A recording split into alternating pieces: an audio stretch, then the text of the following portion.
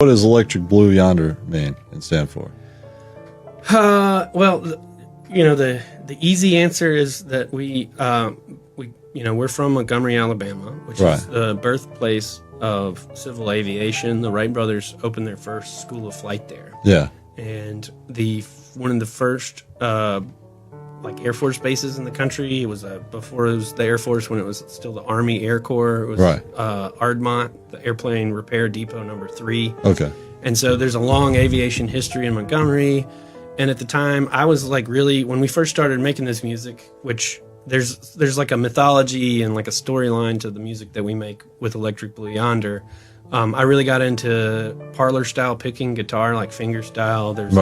I saw this thing about this woman, Lena Hughes, who was like the last great American parlor player. And they recorded an album of her when she was like 83 some time ago. And Jill Scott Heron style. Yeah, it was amazing. Yeah. And so I started learning that style of picking. Right. And then that's like influenced a lot of our early songwriting for this. And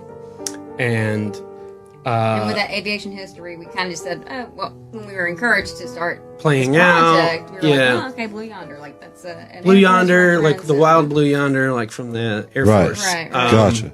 And then we also learned that there's like 50 bluegrass bands called Blue Yonder across the country. So once we started touring out of state, we knew that, our first EP release even was like kind of a fiasco because Apple accidentally attributed it to another band's account for like 2 months, and just, it was early stages of Apple that stuff. gets on my nerves, man.